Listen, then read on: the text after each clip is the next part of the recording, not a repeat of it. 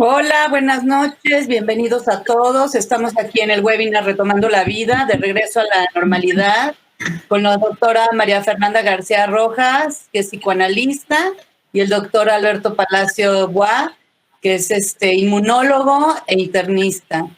Pero quisiera empezar con una pregunta, quizá con Mafer, ¿qué nos pasó, no, a la entrada a esto de la pandemia del coronavirus? ¿Qué nos pasó a algunos psicológicamente? ¿Qué es lo que más viste o lo que más pudiste entender? Pues mira, yo creo que el COVID-19 fue un contratiempo para todos, absolutamente para todos. Y cuando digo contratiempo, sí me gustaría como recalcar que fue una situación inesperada e inédita, por lo menos para mi generación y para muchas, por la amplitud, ¿no? Por la inmensidad, ¿no? Del contagio. Y fue una experiencia que nos puso en contra del tiempo, es decir, trastocó nuestro presente, trastocó nuestro futuro y de alguna manera nos cambió también el sentido de la vida. Creo que es una situación que en lo personal nos movió a todos, nos movió muchísimo de distintas maneras, ahorita voy para allá, y también como comunidad, como mundo, nos movió mucho en esta pregunta de qué hemos hecho para nuestro mundo, qué hemos hecho con nuestro planeta, ¿no? Y creo que eso nos dolió mucho como especie humana, no sentirnos tan poderosos. Y bueno, pues nos tuvimos que someter a un aislamiento, a un encierro, a no convivir con los otros, pero tampoco convivir con el virus. El virus se volvió como un enemigo invisible, ¿no? Uh-huh. Y de alguna manera perdimos la confianza en la vida, en cierto sentido, en tener contacto con personas, con cosas, con el aire que respiramos. Perdimos la confianza también en la información verídica que se nos daba o no se nos daba, que eso también fue un factor estresante muy grande. Perdimos la confianza en que el ser humano es poderoso y esto nos puso de frente a la incertidumbre y recordamos nuestra indefensión y nuestro desamparo. Uh-huh. Y en ese sentido, esta pérdida de confianza fue múltiple, pero también hicimos y ha sido un duelo múltiple, porque es un duelo de rutinas, de experiencias sociales, de viajes que teníamos programados, de seres amados que se enfermaron o que se murieron, de la pérdida de la salud, la pérdida de la confianza y muchos también la pérdida del trabajo y la estabilidad económica. Entonces no es un duelo común, es un duelo múltiple que como raza humana hemos vivido, ¿no? Y como en todos los duelos, uno sabe de alguna manera lo que pierde, pero no que pierde desde lo emocional. Y en ese sentido, creo que la angustia, el miedo y la frustración y la regresión, como dicen en el video de apoyo COVID, pues son lo normal y lo adaptativo en este momento. O sea, nos preocuparíamos mucho, por ejemplo, si viéramos un paciente que no está angustiado, que no se siente con miedo, que no está regresivo. Y cuando digo regresivo, quiero decir que su modo de estar se regresa a un modo anterior donde se sintió seguro. Así de fácil, ¿no? Uh-huh. Entonces, lo normal y lo adaptativo es estar así. Pero claro, en todo esto, yo me haré una pregunta que creo que es una pregunta que todos nos debemos de hacer, que sería, ¿dónde nos cae de manera personal la pandemia a cada uno de nosotros? Porque cada uno de nosotros tenemos una historia personal y un modo de interpretar las cosas personalísima. Nadie tiene nuestra manera de entender las cosas como nosotros, porque nadie ha vivido lo que nosotros. Es como si tuviéramos una huella digital que es personalísima y todos tenemos huellas digitales, pero cada uno la tenemos diferente. Entonces, la manera como cada uno hemos vivido este duelo múltiple, es muy diferente y es muy personal y es muy respetable, cosa que es importante porque han habido muchas intolerancias, ¿no? Entonces, el abanico que se despliega, que cada uno desplegamos, pues ha sido diferente, ¿no? Yo he visto, por ejemplo, Alexis y Alberto, situaciones de mucha hipomanía, sobre todo al principio de la pandemia, esto de que uno tenía que salir casi con un libro escrito, un árbol plantado, sabiendo todos los cursos, o sea, era una cosa abrumadora donde uno se sentía siempre en falta, ¿no? También hay personas que se han ido más hacia la depresión y la ansiedad, hacia las fobias, hacia el control de la limpieza, el control de la familia. Hay a personas que les ha dado mucho enojo, hay personas que se han aislado de manera demasiado extrema. Y hay personas que están contentas. Hay que también mencionarlo, hay personas que dicen, bueno, contentas no porque hay un virus, pero que en su vida de pronto recuperaron ciertos espacios externos que no tenían, recuperaron un tiempo, recuperaron también un espacio interno que no habían cultivado hace mucho.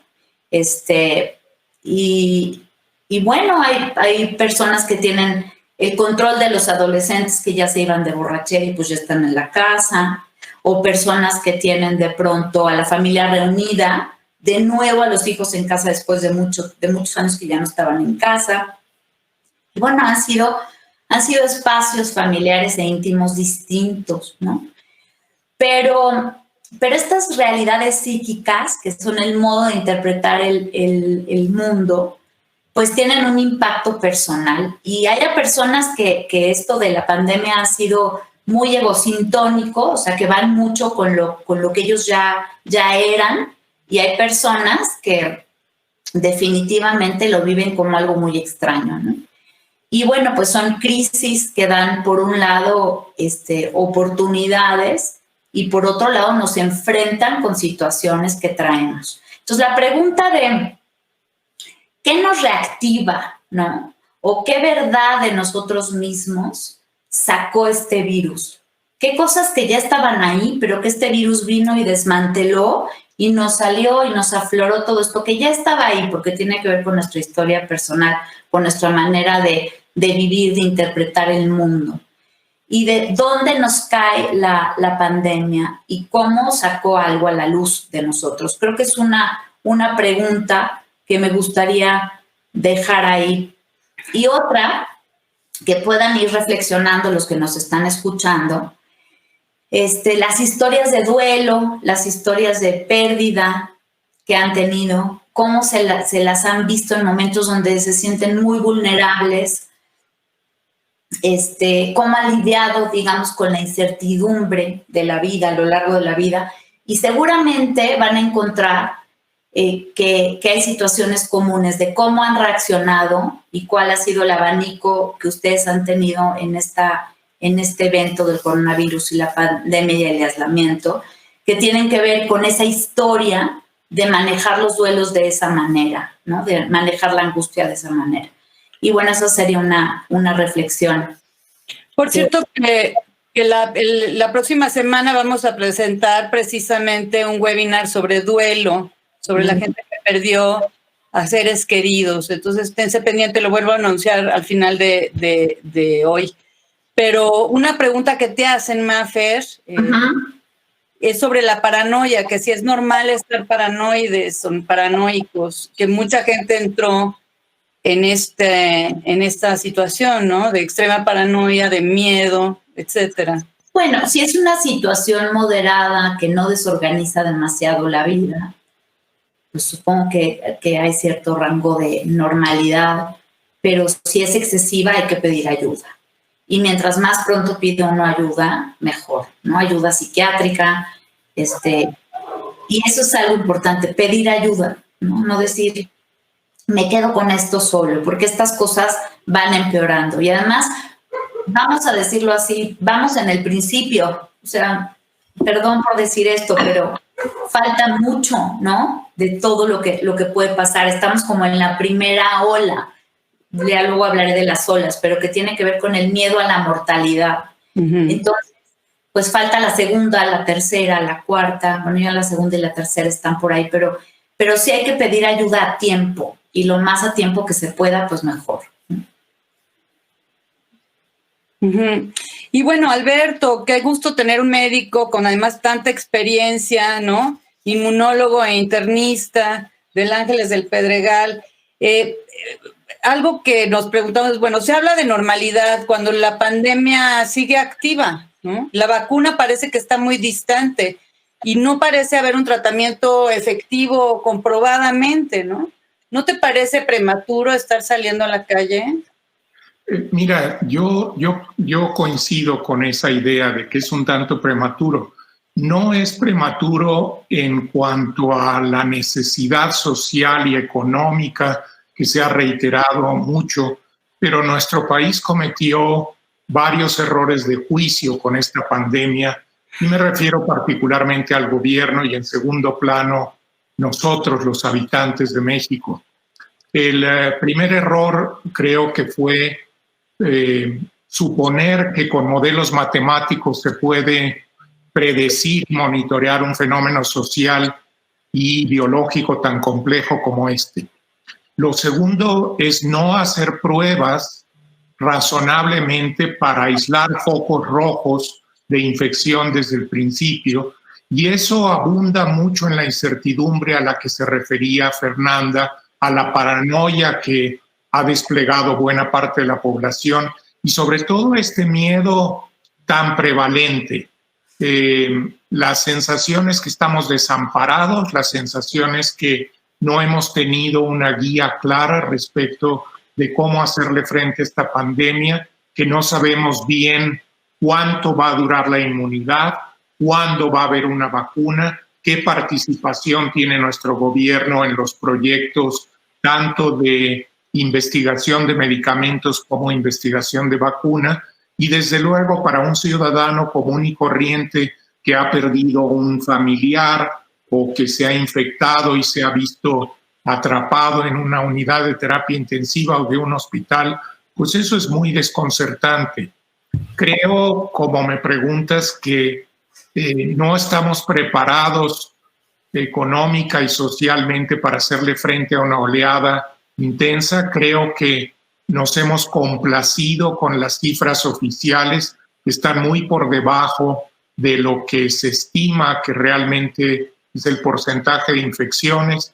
Y cuando se está hablando ahora de curvas en descenso, a mí me parece un triunfalismo muy prematuro y creo que tenemos que ser críticos los ciudadanos, cuidarnos nosotros y mantener esto que llamaron eufemísticamente la sana distancia, más bien en la sana distancia con la realidad.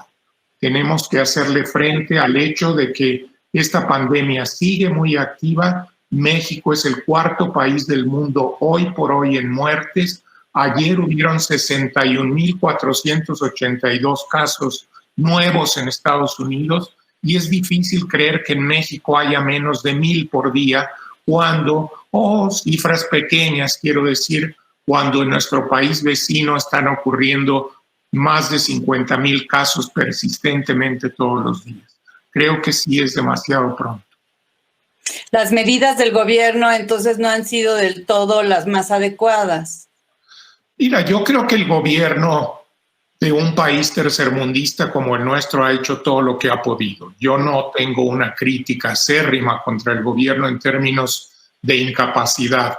Creo que la gente de la Secretaría de Salud es gente bien preparada. Creo que los epidemiólogos han hecho su trabajo, creyeron en su modelo matemático, creyeron en su modelo de vigilancia epidemiológica, pero desde luego la realidad los rebasó. Esa es mi impresión.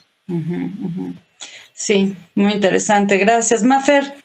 ¿Qué pasa ahora en el ámbito de la psicología con la idea de salir a convivir con el virus? Porque no estamos saliendo con la pandemia, ¿no? Que es lo que hemos estado hablando últimamente mucho. ¿Qué pasa con esto?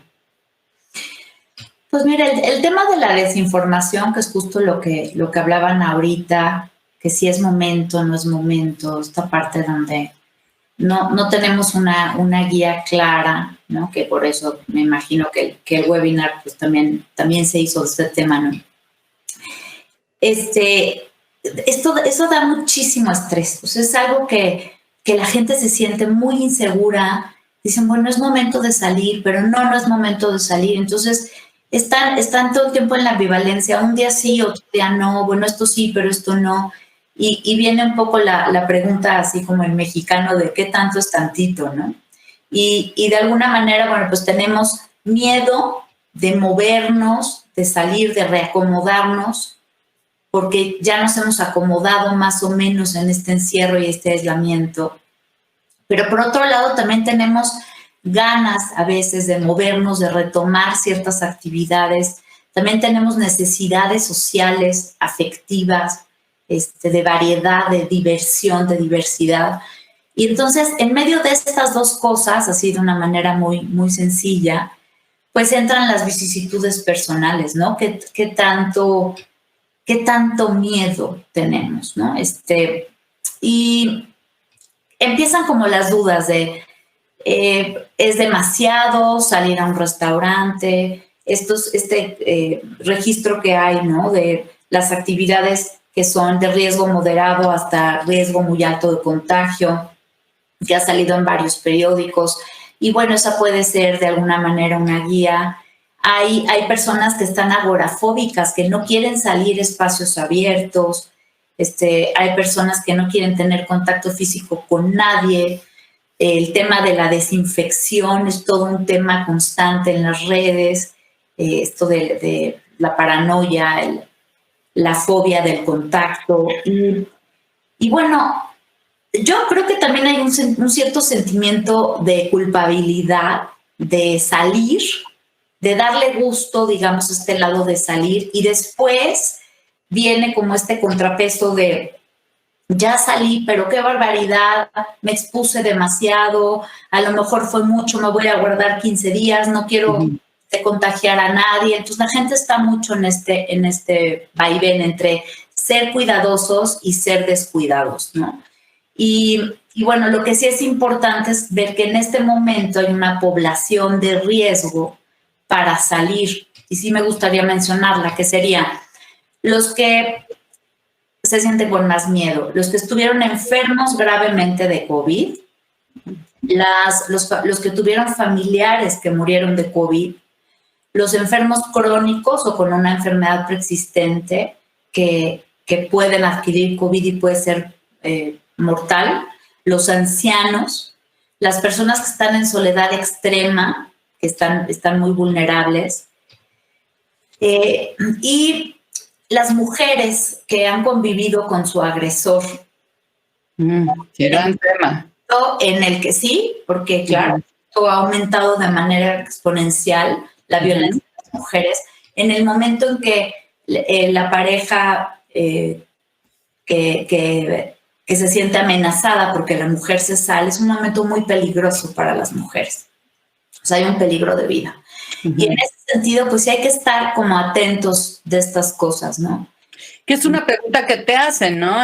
Que pandemia ha gestado o generado o forzado, depende cómo lo veas, mucha mayor convivencia. Y esto en algunos casos ha mejorado la dinámica familiar y en otros casos dicen que en Wuhan subieron los índices de divorcio de manera impresionante. Y bueno, lo que hablas de la violencia, que en México tenemos datos de violencia que son inenarrables, pero también ¿qué va a pasar ahora que vamos a regresar a las dinámicas familiares anteriores, las distancias, la falta de control, porque los papás tienen a sus hijos controladitos, ¿no? Es interesante. ¿Qué piensas de eso? ¿Es malo? ¿Es malo sentirse feliz con el encierro y preocupado por la apertura, por salir? Es, como decía al principio, es personalísimo. O sea, es algo personal, respetable. Si uno se han sentido muy bien y tienen miedo de salir, bueno, habrá que ir haciendo ahí pues ciertos pininos, ¿no? Al rato hablaremos un poco de ciertas recomendaciones desde el punto de vista psicológico, pero claro que no es malo, ¿no? Como nos tocó, donde nos pegó esto, pues es como es, no es bueno ni malo, ¿no? Y no sirve de mucho juzgar, porque entonces no podemos pensar. Lo que serviría sería pensar, es decir, ¿qué me está pasando con esto, no? Pero sí, pues es todo un movimiento, ¿no? Claro, por supuesto. Y luego, todo esto que ya llevamos hablando desde el comienzo, esto de que no sabemos realmente mucho del virus, Alberto, ¿no? Entonces, una de las preguntas que te hacen es, ¿las personas que se infectaron pueden sentirse libres de peligro? ¿Son verdaderamente inmunes? ¿Pueden salir con confianza? ¿O deben de tomar precauciones para no recaer? ¿Hay diferencia en diferentes cepas de virus? ¿Hay unas cepas más peligrosas? Es unas preguntas. Trataré de contestar todo eso de la manera más concreta, Alexis. Cuando uno adquiere el virus, lo que puede suceder es que curses de manera poco sintomática, incluso asintomática, o si tienes una enfermedad preexistente, particularmente diabetes o problemas pulmonares o baja seria de defensas, que tengas una enfermedad grave que te pueda afectar los pulmones y causarte un daño, si no permanente, por lo menos muy serio, que ponga en riesgo tu vida. En esos dos perfiles sucede justamente cómo se da la inmunidad. Los pacientes sintomáticos que tienen una enfermedad claramente definida, con fiebre, con tos, con problemas pulmonares o diarrea, etcétera, desarrollan anticuerpos sólidos en el espacio de un mes. Los estudios más recientes, y todavía son preliminares, debo aclarar, sugieren que esta inmunidad permanece durante 90 días, 3 meses, y empieza a declinar a los 3 meses. O sea que es posible que en una segunda oleada, aún estos pacientes que tienen una inmunidad fuerte en ausencia de una vacuna se puedan reinfectar. ¿Qué pasa con los pocos sintomáticos? Esos desarrollan anticuerpos muy lentamente, nunca de una manera sólida, y generalmente pueden recaer también después de un tiempo. Esto que les explico muy concisamente es algo que se está definiendo en este momento.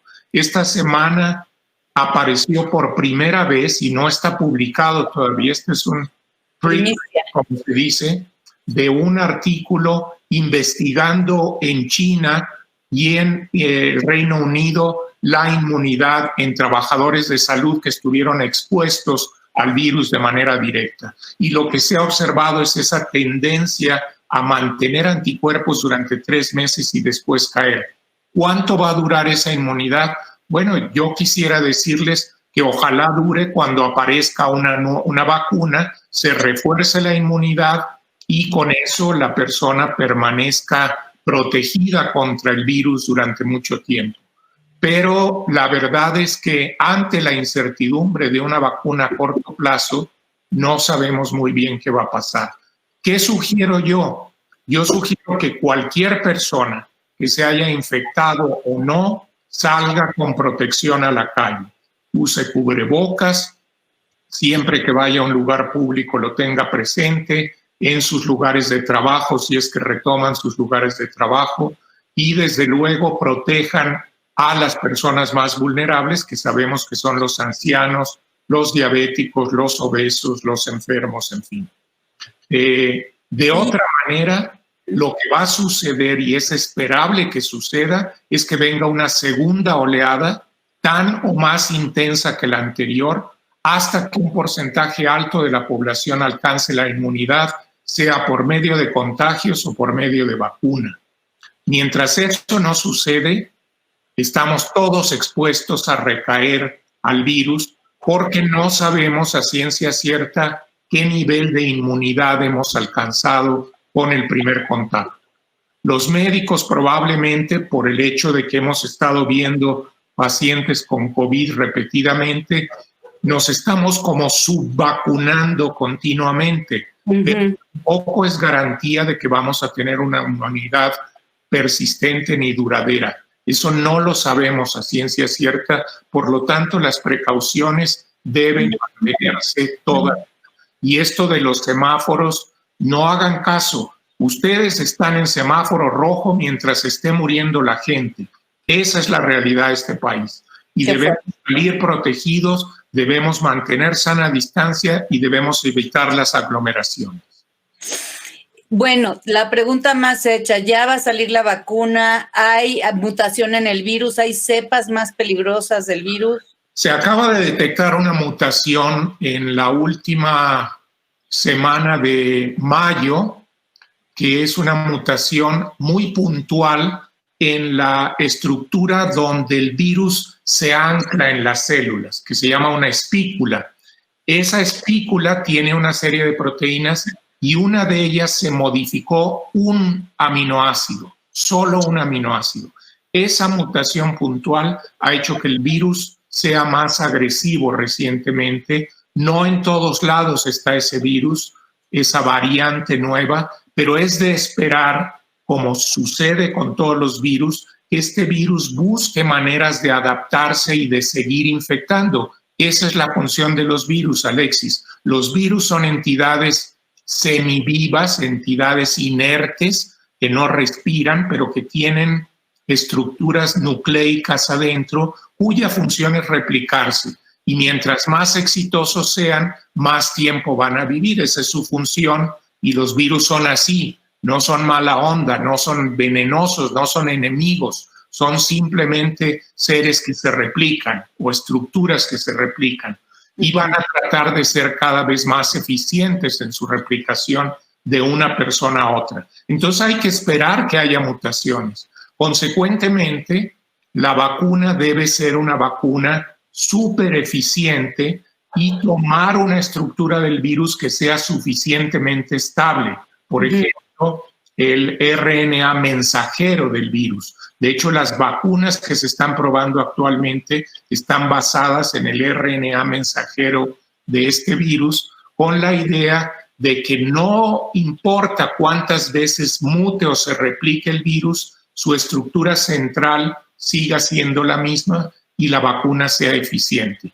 Les puedo mencionar muy rápidamente que es la primera vez en la historia, por razones políticas, económicas, incluso comerciales, que una vacuna se produce en menos de 6 meses. O sea, el primer prototipo de vacuna se publicó el día de hoy en una revista importante de Estados Unidos, habiendo hecho la prueba en 45 sujetos, y se pretende que para el 27 de julio esta compañía, que se llama Moderna, junto con los Institutos Nacionales de Salud de Estados Unidos, prueben esa vacuna en 30,000 personas.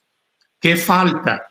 Primero se prueba la seguridad, segundo se prueba la confiabilidad, tercero se prueba la eficiencia en producir anticuerpos neutralizantes y finalmente la vacuna se echa a andar comercialmente. Ese es un proceso que en lo normal tarda entre 1 y 2 años, a veces más.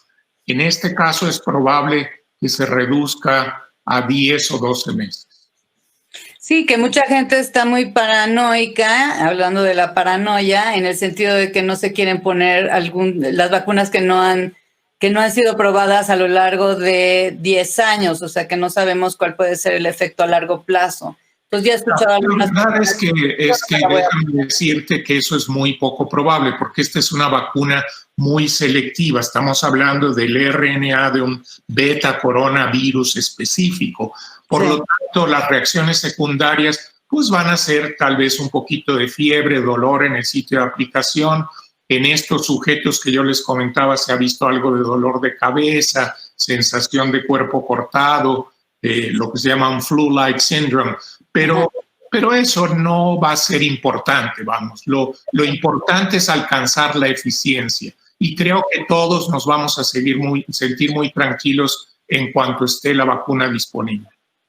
Sí, porque además también otra pregunta que tenemos acá para ti es la inmunidad, lo que se llama la inmunidad de rebaño. Y entonces, sí.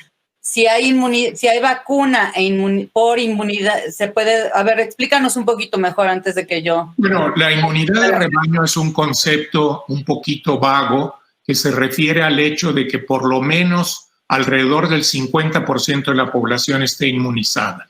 Si el 50% de la población está inmunizada, se reduce mucho el riesgo de que la población susceptible vaya a morir de cualquier infección. Llámale influenza, llámale coronavirus, me refiero al SARS-CoV-2 en este caso, ébola o, vamos, para fines prácticos, sarampión. Este es un virus que tiene un potencial infectante mayor que el de la influenza, pero menor que el del sarampión. Por lo tanto, en términos epidemiológicos es un virus intermedio. Sí puede replicarse, como decíamos, por mutaciones, pero no es tan versátil como el de influenza y tampoco es tan agresivo, tan contagioso como el del sarampión.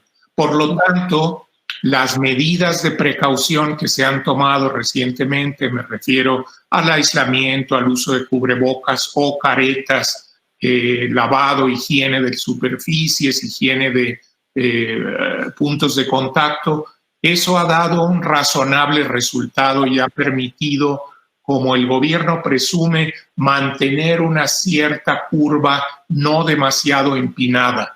Ese dato puede ser cuestionable, pero lo cierto es que sí, la infección en México ha seguido una cierta tendencia no explosiva, sino más o menos estable, gracias a que se tomaron medidas de aislamiento y de higiene tempranas.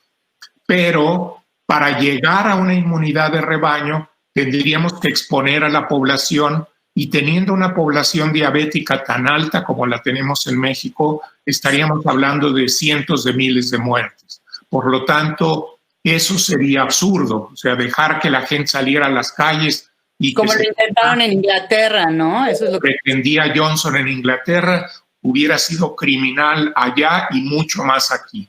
Okay. Entonces, no creo que alcancemos una inmunidad de rebaño espontáneamente. Lo que tenemos que pensar es que cuando haya una vacuna, esto gradualmente contribuya y esperemos que no haya una segunda curva de infecciones fuertes, digamos, en la primavera o al final del invierno del año que entra, que es algo que los médicos estamos anticipando. Mafer, María Fernanda García Rojas, psicoanalista, ¿qué opinas de lo que acabas de escuchar? O sea, ¿qué recomendaciones desde lo psicológico puedes decir para ir retomando esta nueva forma de vivir? No sé si lo deberíamos de llamar normalidad, ¿no? ¿Cómo ves esta situación desde tu punto de vista? Y no sé, es a veces desalentador. Sí, o sea, me quedo así como en shock y de pronto se desesperanza uno, ¿no? Pero creo que tenemos que pensar mucho en la responsabilidad que tenemos de cuidarnos y de cuidar a los demás, porque también he visto luego personas como muy contrafóbicas, que de pronto ya salen sin el cubrebocas, ya se saludan, se abrazan, y uno dice, bueno, esto que decía yo, que bueno, es algo muy personal, sí, es muy personal hasta dónde llega la responsabilidad de cuidar al otro. O sea, sí hay que respetar las diferencias, hay que tolerar. A mí me ha tocado escuchar muchas críticas de personas que se cuidan de manera muy extrema, como critican a gente que está saliendo un poco más, a veces porque tienen que salir a trabajar, a veces porque necesitan ver a otras personas, porque viven en soledad y tienen un aislamiento extremo y necesitan cierto contacto. Hay personas que de pronto dicen, bueno, vamos a una cena, a un restaurante en terraza. Los adolescentes que tienen esta necesidad de socializar y los jóvenes que de pronto vieron coartada su vida social, es algo muy trágico. Pues de pronto decir, caramba, pues que se vean 4 en un jardín, con tapabocas y todas las medidas, y 2 metros de distancia, pero que se vean 2 horas, ¿no? También hay necesidades emocionales, necesidades de contacto físico, social. Bueno, físico es un poco difícil, pero hay que darle un poco a todas las cosas. A veces no puede ser uno tan drástico y la intolerancia de la gente, o sea, la gente que es muy extrema critica mucho a la gente que no, y la gente que no critica a la gente que es muy extrema, ¿no? Y creo que en esto sí hay un punto que es, bueno, sí es muy personal, pero tenemos la responsabilidad de cuidarnos y de cuidar a los nuestros y cuidar a toda la gente, aunque no sean los nuestros. Oye, pero hay esto que se llama la fatiga de la pandemia, ¿no? Que la gente dice ahora que además parece ser que estamos teniendo más número de contagios porque es exponencial, ¿no? Y sabemos que mientras más gente, más contagios. Claro. Y ahora justo nos entró ya la fatiga, entonces ya nos vale, ¿no? Ya vamos al centro y paseamos y... ¿Qué piensas, no? Porque es normal, normalmente pasa, está estudiada la fatiga de la pandemia y es difícil como retomar fuerzas, ¿no? Y los cambios del estado de ánimo, ¿qué puedes decirnos de esto? Son preguntas que te hacen. Los cambios del estado de ánimo, pues hay que tolerarlos, hay que tratar de hablar de lo que nos está pasando, de comunicar, de buscar gente con la que uno pueda tener una conexión emocional, porque mucha gente está viviendo cosas parecidas, no igual, pero poderlo conversar con los otros, salir y pedir ayuda, tener una red de apoyo de alguna manera, eso da mucho en este tiempo, ¿no? En este tiempo de aislamiento. Y estos apoyo COVID, recuérdales que tenemos apoyo COVID-19. Pedir asistencia, ¿no? Esto del apoyo COVID, hablar, y poder escucharse uno también, decir, ¿qué me está pasando, no? Es normal que nos estén pasando estas cosas. Los cambios del estado de ánimo, de pronto estar muy triste, muy deprimido, de pronto sentirse muy enojado, los pleitos en las familias, ¿no? He visto mucho pleito familiar. Y bueno, todo esto de la intolerancia a la diferencia a mí me preocupa mucho porque siento que se empieza a gestar como una cosa muy, muy agresiva y muy, muy intolerante en general, ¿no? En el mundo. Creo que también vamos a tener que empezar a entrar como en un tema de las primeras veces, ¿no?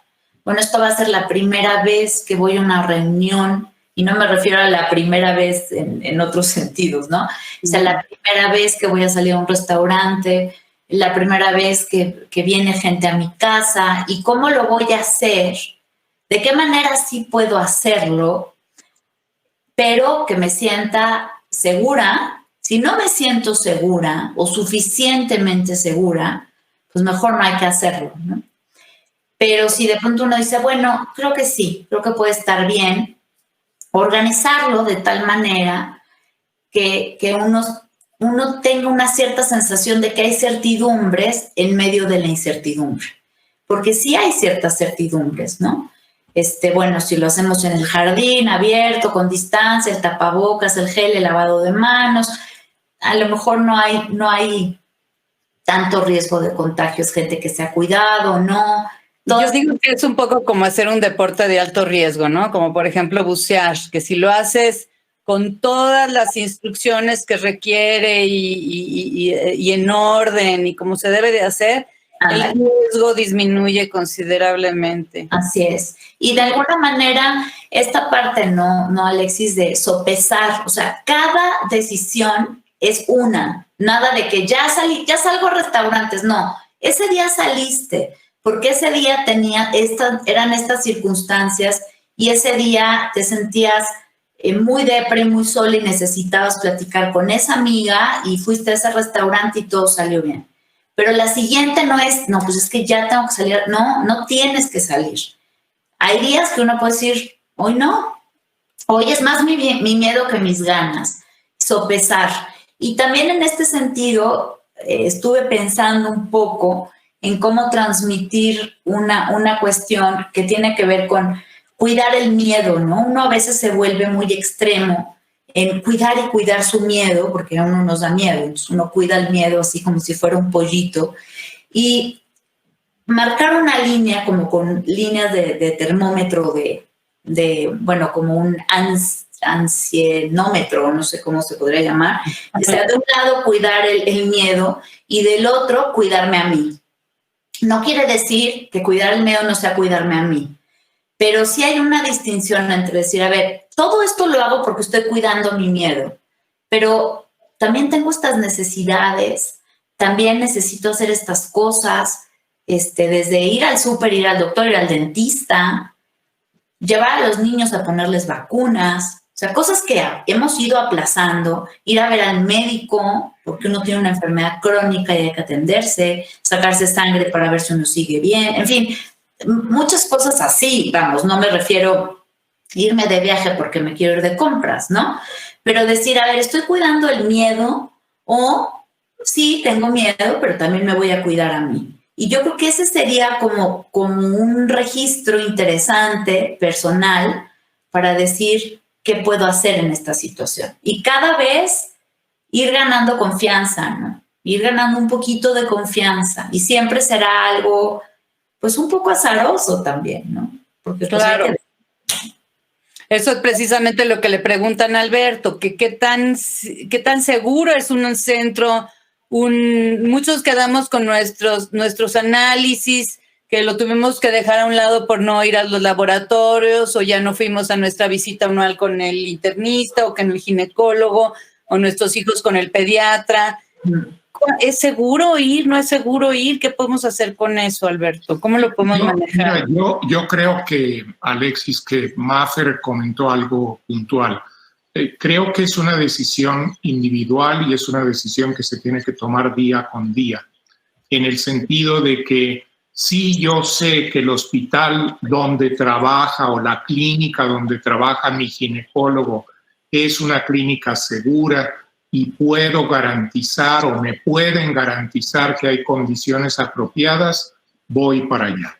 Si el laboratorio donde suelo tomarme mis exámenes está cuidando los espacios, las formas, no permite que haya flujo excesivo de personas, cuando yo esté ahí presente, voy. De otra manera, no. Creo que esta conciencia de la nueva normalidad, como estamos tratando en esta noche, tiene que estar presente en todos los actos públicos en el futuro, a donde tengamos que ir, si tenemos que ir al súper, si tenemos que hacer una compra porque se echó a perder algo en la casa, si tenemos que contratar al plomero o si tenemos que visitar a nuestro médico para un chequeo anual de Papá Nicolau o de revisión de senos. Eso tiene que ser tomado en plena conciencia y además individualizado a cada circunstancia. Si yo sé que mi médico está trabajando y que está cuidándose y que su oficina es una oficina segura, puedo ir con tranquilidad. Pero si tengo dudas y realmente la urgencia no es tanta, puedo esperar hasta que las cosas se mitiguen un poco. Evidentemente, como han reiterado ustedes dos, uno no puede esperar a que la vacuna esté probada, segura y en la mesa de mi casa. Eso va a tardar, ¿no? Tenemos que... ¿Cómo cuánto? Porque eso me lo hicieron muy puntual. En México, ¿cómo cuándo podríamos pensar en una vacuna? No antes de enero o febrero. Ok, gracias. Y me preguntan, Alberto, preguntas muy específicas, por ejemplo, los fumadores, el asma, el tipo de sangre, lupus, enfermedades autoinmunes, HIV. Algunas de estas enfermedades ya están siendo tratadas, parece ser. Por ejemplo, el HIV parece que las medicinas que han ayudado o que tienen a las personas con HIV mantenidas hasta ahorita pueden funcionar para que si llega el coronavirus no esté tan rudo. ¿Es cierto? Parcialmente es cierto. Algunos esquemas antirretrovirales que se utilizan para el HIV tienen un poco de función inhibitoria del virus, del beta coronavirus del que estamos hablando, pero no son garantía. O sea, un paciente con HIV, sobre todo si sus cuentas linfocitarias están bajas, es un paciente de alto riesgo.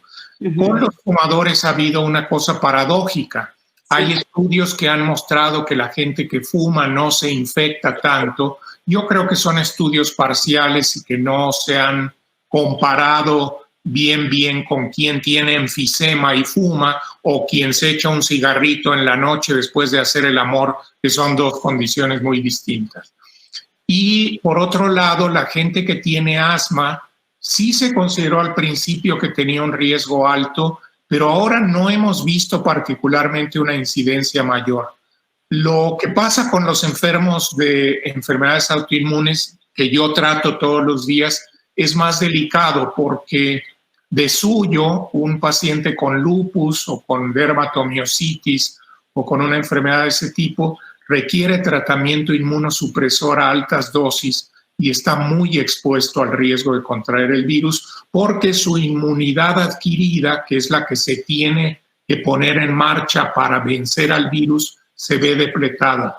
No así con pacientes con artritis y otras enfermedades, que lo que se mitiga es la inmunidad innata, que esa no tiene que ver con los virus, tiene que ver con las bacterias. Entonces, no es una cuestión universal.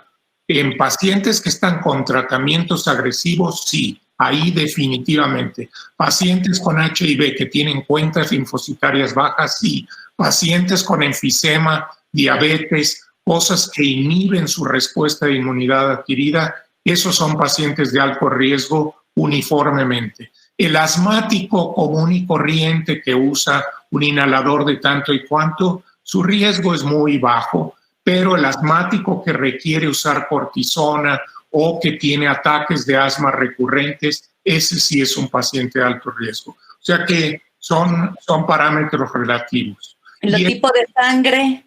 El tipo de sangre se encontró en un estudio bastante grande, no universal, pero se encontró que el tipo de sangre O cero, como es más apropiado, es decir, que no tiene ni A ni B, es un tipo aparentemente protector.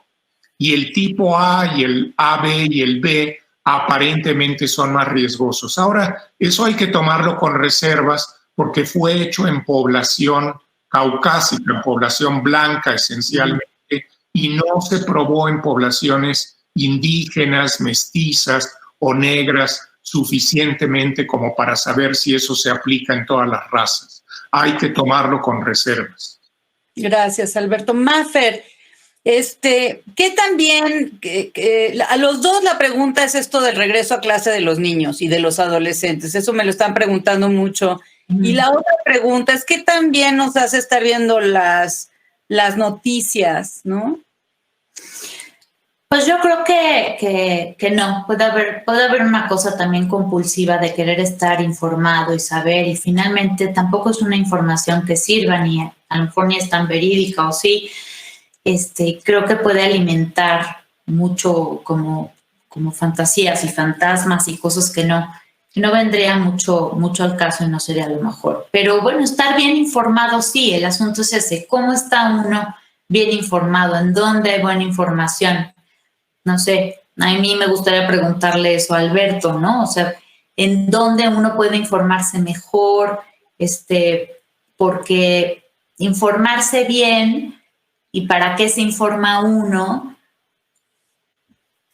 es importante, o sea, es importante distinguir, ¿no? Si es una cosa compulsiva de querer saber para querer controlar o que alimenta situaciones paranoides o que es una cosa de informarse, bueno, para saber, ¿no? Nada más. Pero en general no pienso que sea lo mejor estar demasiado conectado, ¿no? La verdad, yo creo que hay que irse más también hacia el mundo interno, en fin, pues por ahí hay como hay como muchas preguntas como muy específicas sobre, por ejemplo, cómo personal doméstico, personal que ayuda al aseo cuando deben de volver a entrar a casa, si puedo ir a salir a correr, si puedo ir al club en áreas abiertas, si puedo mandar a mis hijos a la escuela, si puedo, qué no puedo hacer. Y un poquito lo que están diciendo nuestros especialistas es que con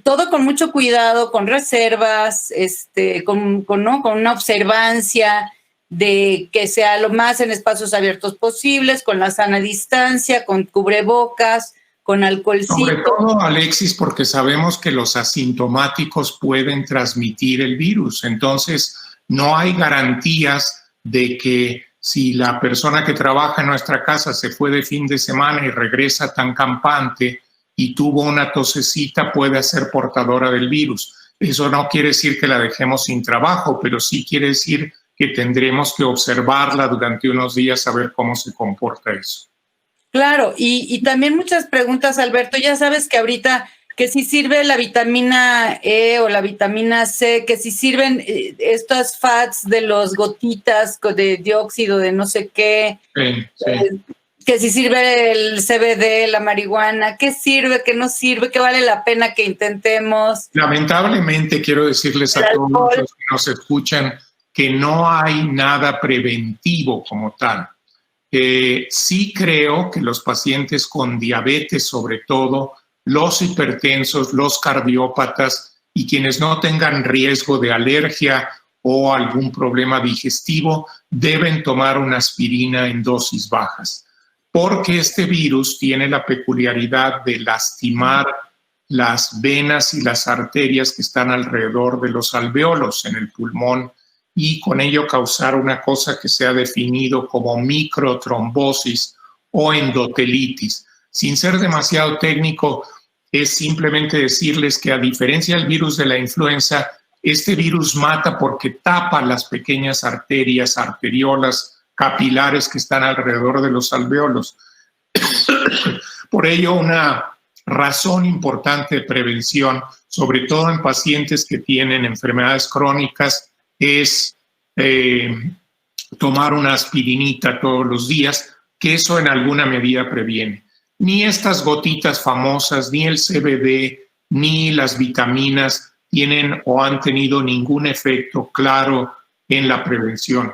Acuérdense que esta infección, como cualquier infección viral, depende de la integridad del sistema inmune. Yo soy inmunólogo. ¿Qué quiero decir con eso? Que si uno no toma medicamentos que bajen las defensas, que si uno no tiene una enfermedad que interfiera con la respuesta inmunológica, particularmente la que llamamos adquirida, que tiene que ver con los anticuerpos, las posibilidades de tener una infección grave son bajas.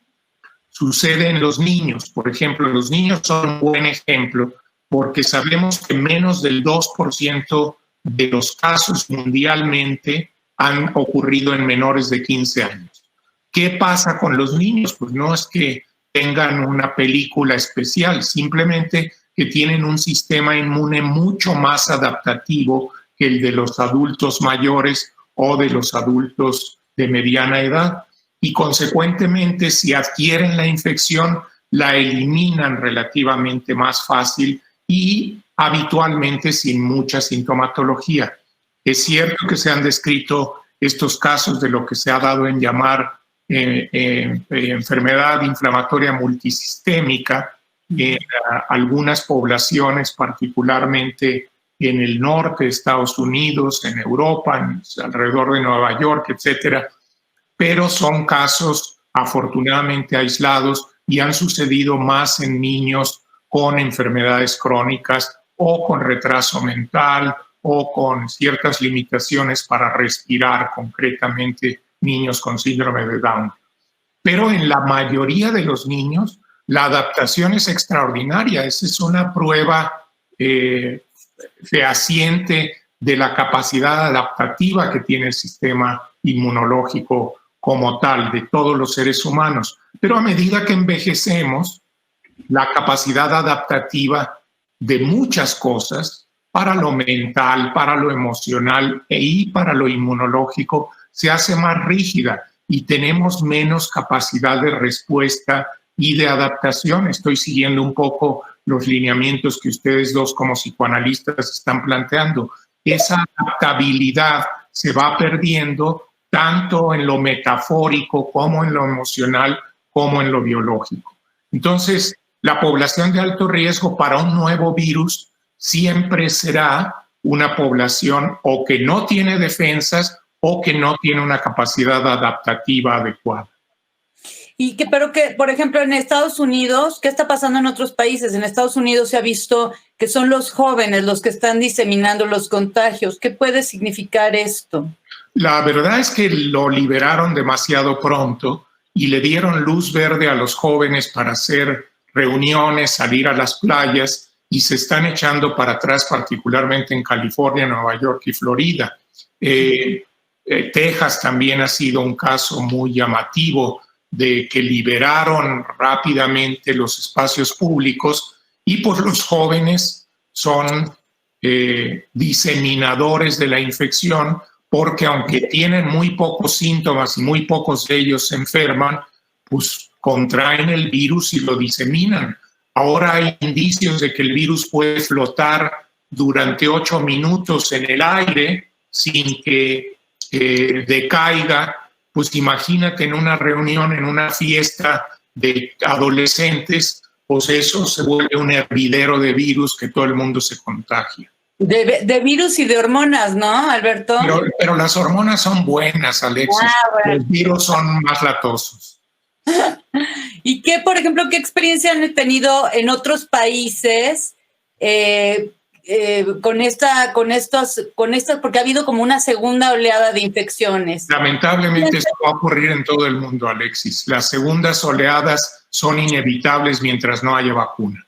Segundas y terceras y cuartas oleadas, hay gente que está planteando ya en escenarios posibles que vamos a tener una recaída de virus en el invierno que sigue este año, dentro de 6 meses, probablemente en el verano próximo y todavía en el invierno del 21 seguramente vamos a tener otro pico. Se están estimando que va a haber picos más o menos cada vez menos intensos, pero eso va a depender también de la inmunidad en rebaño, en manada, que decíamos hace un rato.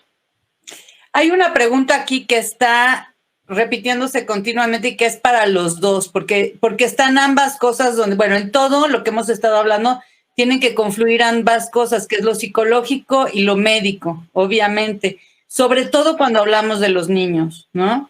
Porque me están preguntando, ¿qué vamos a hacer con los niños y sus mamás? Porque luego sus mamás son las que tienen que dejar de trabajar para hacer el homeschooling, ¿no? Claro. Entonces, ¿qué va a pasar con los niños que no pueden, o sea, pueden ir a la escuela, no pueden, deben, no deben? ¿Qué vamos a hacer con los niños en lo médico y en lo emocional? ¿Deben de regresar, no deben de regresar? Y si no regresan, ¿qué hacemos, no? Efectivamente, porque les estás obturando un poco el desarrollo típico que suelen tener los niños. ¿Qué opinan los dos? ¿Qué nos pueden decir?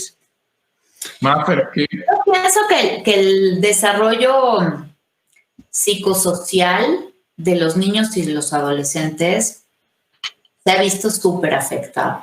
A mí me preocupa mucho este tema, pues porque tengo hijas en edad pues escolar y sí veo que están afectadas. Digo, no es que le esté pasando nada gravísimo, pero sí hay una parte donde están muy regresivas, han tenido una falta de confianza de hacer muchas cosas, tienen miedo. Y la parte psicosocial a mí me preocupa muchísimo porque la escuela en línea, pues la verdad ha sido un intento lindísimo de las escuelas, de los maestros súper entregados. Yo lo aprecio muchísimo, pero nos quedamos súper cortos, ¿no? Y bueno, si las madres y los padres están además trabajando, ¿quién se va a hacer cargo de los hijos? ¿Quién va a estar ahí para explicarles? Pero además les falta todo este contacto social con sus pares, el que cuenta el chiste, el que dice tal cosa, el tema de las diferencias entre los chavos. A mí me preocupa mucho porque creo que sí va a ser el tema ya después del coronavirus, se va a ver en estas generaciones que se han perdido este tiempo en la escuela, pues un retroceso, ¿no? Yo creo que esa es una de las cosas que tristemente yo podría vislumbrar así como a futuro, ¿no? Que hay un retroceso. ¿Sabes qué experiencias han tenido en el extranjero psicológicamente en otros países? ¿Qué aproximaciones han tenido en todas estas áreas, Mafer? ¿Con los niños en especial? No sé si con los niños en especial, pero ¿qué atención se ha dado o qué manejo se ha dado de toda la parte emocional, afectiva y psicológica en otros lados? La página de apoyo COVID, en varios países hay este tipo de asistencia, lo cual me parece maravilloso, porque es una concientización de que necesitamos ayuda, necesitamos hablar, a todos nos está pasando algo, y esto que dicen ustedes, ¿no? Que no estás solo, ¿no? Pero lo que se ha dado muchísimo, por lo menos en esta primera ola, donde la preocupación es la mortalidad, es mayor depresión, mayor ansiedad e insomnio. Uh-huh. El aumento en la pornografía y en el abuso de sustancias ha aumentado bastante. La violencia intrafamiliar y sobre todo con mujeres y con niños. Y también ha aumentado el índice de divorcio. Y bueno, en la cuarta ola, como dicen, que es cuando aparecería, digamos, el trauma psíquico, que tendría que ver con una enfermedad mental crónica que se deriva de esta experiencia de la pandemia, que sería como el burnout del estrés, de la angustia, la incertidumbre, ¿no? Sería como un burnout ya excesivo. Ahí sí habrían aumentos en la depresión, trastornos de ansiedad y a lo mejor en las cifras de suicidio, ¿no? Pero no hemos llegado todavía a ese momento, pero se prevé en la salud mental del mundo en general esa cuarta ola que tendría que ver con todo esto. Y bueno, unido a esto, pues estaría la segunda ola que tiene que ver con los pacientes enfermos que no pueden ingresar a la terapia intensiva porque simplemente no hay lugar para ellos. Y la tercera ola serían los pacientes crónicos que han dejado su tratamiento porque no hay manera de seguirlo, porque los hospitales son insuficientes, ¿no? Eso también es muy traumático. Sí. ¿Y qué condiciones deben de cumplirse, Alberto, para que podamos reanudar nuestra vida medianamente normal? Es una buena pregunta, y retomando el asunto de los niños, me parece que las escuelas tienen que tener medidas de precaución muy bien implementadas. Esto es, no solo tomar la temperatura, echarles el chorrito de gel, sino probablemente hacer cuestionarios a los padres de familia respecto de cómo han estado los niños en los últimos días en casa. Creo que el modelo híbrido para zanjar esa preocupación respecto de la socialización, sobre todo a cierta edad, es el mejor, a mi juicio. ¿Qué quiero decir con híbrido? Que un día o dos a la semana vaya a la mitad de la escuela, los otros 2 días la otra mitad, y el tercer día los que necesiten apoyo. Eso es algo que ya se está contemplando en muchas escuelas, incluyendo la de mi hija mayor, y es probable que esto en el futuro sea una modalidad con la que se siga. Creo que el problema de la realidad virtual, de encerrarse en casa y seguir forzosamente un modelo de comunicación a distancia, va a cansar a la gente. Ya, como bien decías, Alexis, ya está ocurriendo. Ya hay una fatiga y la gente está empezando a salir con cierto descuido. Y creo que es importante orientar a la población respecto de en qué condiciones deben salir, qué lugares pueden frecuentar, y en este sentido la nueva normalidad, para hablar de este punto central, va a ser no ir a teatros y cines que no tengan las condiciones de separación, de espacio, de ventilación y de higiene indispensables. Probablemente ir a museos. Acabo de ver la noticia hace unos 10 días que se reabrió el Museo del Louvre, que es uno de los museos más concurridos del mundo, que está en París, y la foto que mostraban, como se pueden imaginar, era la foto de la visita del cuadro de la Mona Lisa, el famoso cuadro de Leonardo da Vinci, que habitualmente reunía una explosión de gente que nunca se podía ver porque le tocaba a uno verlo con 60 personas delante. Ahora no, ahora había escasamente unas 15 personas circulando rápidamente para ver el cuadro. Esa va a ser una modalidad para visitar museos, para visitar lugares públicos.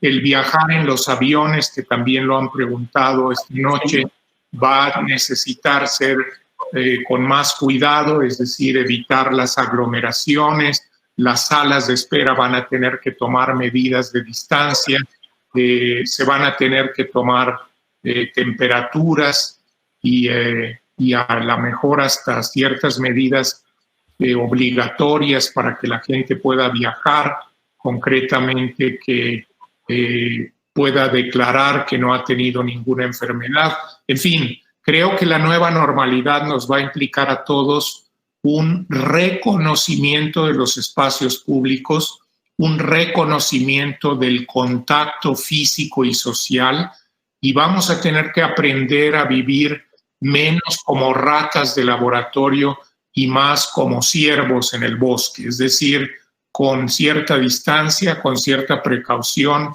y esperando que el contacto físico se dé solamente en condiciones apropiadas. Yo sí creo que vamos a aprender un poco de esto. Creo que se va a gestar un poco una conducta más fóbica en la población en relación al contacto físico. Sé que eso va a afectar a los adolescentes. Todos sabemos que en la adolescencia el contacto físico, el apapacho, la cercanía, la socialización tienen que ver con esto. Y creo que tenemos que esperar que la nueva normalidad tenga un impacto en el desarrollo socioafectivo de nuestros jóvenes, de la generación que nos sigue. Sí lo creo. Pero al mismo tiempo estaremos previendo y previniendo muertes innecesarias y vamos a tener que establecer un balance entre las dos formas de convivencia. ¿Qué va a pasar en los hospitales? Bueno, básicamente que vamos a seguir teniendo hospitales que van a aceptar pacientes infectados, otros que no, y habrá hospitales híbridos. ¿Qué va a pasar en las escuelas? Yo espero que la conducta general no sea ni esta actitud de abran todo a ver qué pasa a lo tonto, sino más bien tener una política gradual de apertura de los espacios públicos para proteger a los más vulnerables. Sí, definitivamente esto implica un cambio paradigmático en la forma que vamos a ver la vida y esperemos que también en las formas de consumo y de desecho y de basura y que nos sirva para otra cosa también, ¿no? Claro. Para dejar de estar consumiendo en una forma, viviendo en una forma tan maníaca, ¿no? Tan sobrecalentada, ¿no? ¿Qué podríamos pensar que es un aprendizaje, qué debemos de hacer, pensar como un aprendizaje de esta pandemia, qué cambios ya definitivos tenemos que hacer en nuestra vida? Uno, por ejemplo, sería lo que tiene que ver con la obesidad, espero que estén de acuerdo conmigo, y la diabetes, ese control que en México se ha perdido, ¿no? ¿Qué cambios que pueden ver los dos como algo positivo y preventivo con todo esto? Mafer, si quieres empezar tú, porque también evidentemente al ser cuerpo y emociones unidos, pues evidentemente la parte psicológica no se puede deslindar de la parte física, ¿no? Fisiológica. Uh-huh. Pues yo creo que a lo mejor esta parte de conectar, conversar, hablar, volver a retomar el afecto, el cariño, la ternura, ¿no? Esa parte me parece algo que sería muy lindo, ¿no? Que pudiera pasar. Buscar espacios, darnos cuenta que la vida sigue, porque para nosotros ha sido un contratiempo, pero el mundo y la naturaleza ahí están y están mejor, ¿no? Aparentemente sin nosotros, y de pronto decir, bueno, ahí está la naturaleza, disfrutar de esas cosas de la naturaleza. A mí eso me parece algo que nos puede sanar, darnos respiros de pronto en la semana, decir, bueno, de pronto las semanas se vuelven, no sé, como serpientes sin rayas, ¿no? Como que no hay diferenciación entre los días. De pronto decir, a ver, vamos a organizar algo lindo esta semana, que tenga que ver con algo sencillo, con la reunión familiar, con el afecto, y de alguna manera darle un highlight y una diferencia a la semana. Y bueno, estar juntos, inspirar ideas nuevas, tener esperanza, seguir soñando, viendo de qué manera se pueden realizar esas cosas que uno quisiera hacer. Y me encantaría pensar que vamos a hacer planes para cambiar la manera en que hemos vivido, en que hemos violentado a la naturaleza, a los animales. Me encantaría pensar que vamos a hacer huertos orgánicos en nuestra casa, o sea, dos cosas así, que la comunidad, de alguna manera, yo he visto, por lo menos, por ejemplo, mis vecinos, ¿no? Donde vivo en La Cerrada, la comunidad se ha vuelto mucho más cuidadosa unos de otros, mucho más apoyadores, que si vas a pedir verduras te ofrecen, que si vas a... No, ese tipo de cosas donde habíamos perdido el sentido de comunidad de una manera alucinante, ¿no? Y de pronto la vuelta a tener cierta comunidad, ¿no? Porque a todos nos dio, ¿no? Somos uno más de todos los que nos dio esta pandemia y todos tenemos miedo, ¿no? Nos dimos cuenta que el de al lado está igual que uno, ¿no? Aunque está en situaciones muy distintas, porque hay una desigualdad bestial. Sí, ahora que la misma tormenta, pero diferente barco, ¿no? Así es. Por desgracia, ¿no? ¿Qué dirías, Alberto, qué recomendaciones, cuáles son las medidas, las mejores medidas que podemos tener un oxímetro para medir la temperatura, usar cubrebocas? ¿De verdad es necesario desinfectar el súper, tomar paracetamol? Ya dijiste que no, dijiste que una aspirina Protect al día, ¿no? Sobre todo me refería concretamente a los enfermos crónicos, no todo el mundo, pero personas mayores de 50 años en principio y sobre todo quienes tengan diabetes, hipertensión o problemas cardiopulmonares. El uso de cubrebocas, estoy viendo en las preguntas si los únicos que realmente son seguros y recomendables son el N95 y el KN95, que están bastante disponibles. Los de tela no son tan seguros para proteger a los demás y protegerse uno mismo, pero vamos, a falta de otros pueden servir. Los de neopreno y este tipo de materiales tienen un poquito más de seguridad que los de tela. Yo diría que si pueden hacerse de un N95, un KN95, eso sería lo ideal. En cuanto a distancia, se sabe que este virus puede viajar hasta 2 metros y a veces más con un estornudo o con la tos. Entonces, mantener distancia de alrededor de 2 metros en cualquier situación pública es importante. ¿Qué hay del transporte público? Bueno, lo elemental es si puedo conseguirme una careta, puedo llevar cubrebocas, hacerlo en el transporte público, llevar mi propio gel o mi propio desinfectante y antes de ir a algún sitio utilizarlo. Estas medidas tan elementales que se han planteado de usar los codos, taparse, etcétera. Hombre, eso, como decía Maffer, tiene que ser un nuevo sentido de hacer la vida. Es decir, pensar que yo puedo lastimar a otro, que con mi tos o mi estornudo puedo matar a otro. Tengo que adquirir esa conciencia social, esa conciencia comunitaria. Ya no solamente es limpiar mi calle y barrerla todas las mañanas, es que si yo no me cuido, voy a infectar a otros y los puedo lastimar. Y créanme, no va a ser el único virus con el que vamos a tener que contender.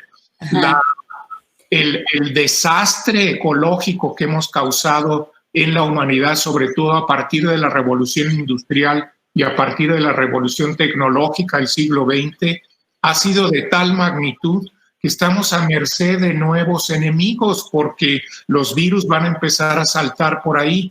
Hoy me entero en la tarde antes de este seminario que aparece un brote de peste bubónica en Colorado, en Estados Unidos.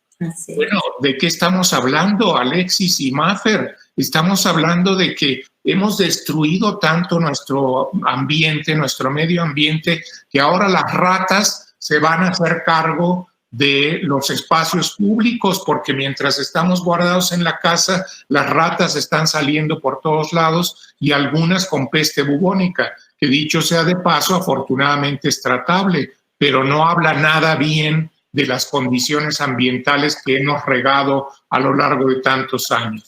Yo vivo al lado de un río contaminado por décadas, que huele espantosamente y que cada vez que se seca el ambiente sube ese olor que es resultado de arrojar basura, desechos humanos y desechos materiales.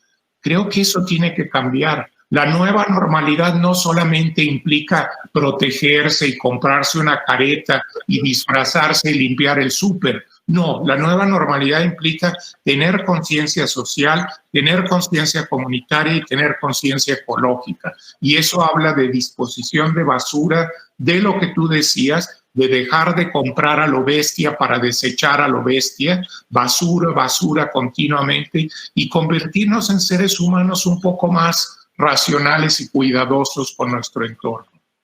Buscarnos una vida vivible, una vida capaz de ser vivida, ¿no?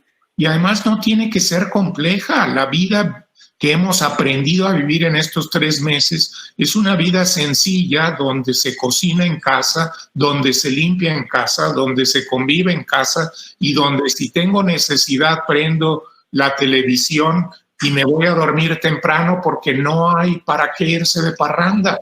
Vamos, lo que quiero decir es que la vida se puede simplificar mucho y podemos ayudarnos unos a otros a hacerla más fácil. Perder toda esta manía, ¿no? Dicen que en Wuhan lo que subió es la venta de coches porque la gente ya no quiere viajar en avión, entonces quiere permanecer como cerca, en cosas mucho más accesibles. ¿Cuáles podrían ser tus últimas palabras? ¿Qué se les antoja decirle a la gente que las esté escuchando, Mafer? Pues que se tengan mucha paciencia, que tengamos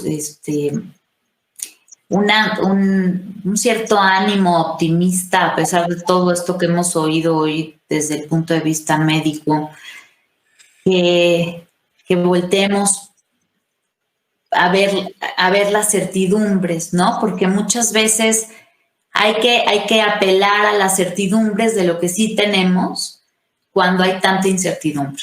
Y creo que decir, bueno, no sé para dónde vamos, ¿no? Pero como los colibríes, ¿no? Que vuelan para atrás, porque de alguna manera saben de dónde vienen, no a dónde van. Un poco así, ¿no? Decir, bueno, esa es la certidumbre, de dónde vengo, quién soy, qué me hace humano, qué me hace sentir y seguir viviendo con cierta esperanza, ¿no? La esperanza es tan importante, saber que todo pasa, ¿no? Todo pasa. Todo pasa. Así es. Alberto, ¿qué nos dices? Yo me sumo a ese mensaje tan positivo de ustedes dos, Alexis y Mafer. Yo sí creo que vamos a vencer esto. Yo sí creo que como humanidad podemos salir adelante de esto, que vamos a resolver esta pandemia y las que vengan, pero que se trata de que sea al menor costo, que aprendamos los errores que hemos tenido en el pasado, que hagamos políticas de prevención sólidas, que no nos confiemos en que tenemos modelos matemáticos y ideas muy rimbombantes para combatir un fenómeno social y biológico tan complejo como este, que aprendamos de nuestra vulnerabilidad y que nos hagamos más comunidad, más gente, que recuperemos esta capacidad de afecto, de cuidado de los demás, de responsabilidad social y afectiva. Sí, creo que es muy importante esta como ralentización que se da de la vida, un poco echarnos tantito para atrás para visualizar que realmente estábamos muy maníacos, ¿no? Y muy acelerados y que necesitamos bajar. Como dices, Alexis, comprábamos compulsivamente, tirábamos compulsivamente, íbamos a las playas y nos montábamos en cuatrimotores para contaminar a nuestro alrededor. Yo creo que ya es tiempo de pensar que la vida es otra cosa que el consumo y la inmediatez. Sí, exactamente. Regresar a los vínculos afectivos, ¿no? Que es lo que nos hace tan humanos. Así es. Fueron unos excelentes invitados. Qué placer tenerlos aquí. Qué placer compartir este espacio juntos. Les mandan muchísimos saludos. Todo el mundo les manda saludos, felicitaciones, besos y abrazos. Así que gracias por estar con nosotros y gracias por esta ayuda que están dando a la comunidad que somos. No estamos. Gracias a ti, Alexis. Un estupendo webinar y lo disfrutamos mucho. Qué bueno, lo repetimos porque yo creo que hay muchas cosas todavía pendientes. Lo repetimos igual en 1 mes y medio más, ¿no? Que ya veamos quizás un poco más el panorama. Claro. Gracias a todos por estar con nosotros. Abrazo. Gracias por cariños a todos. Abrazo. Gracias.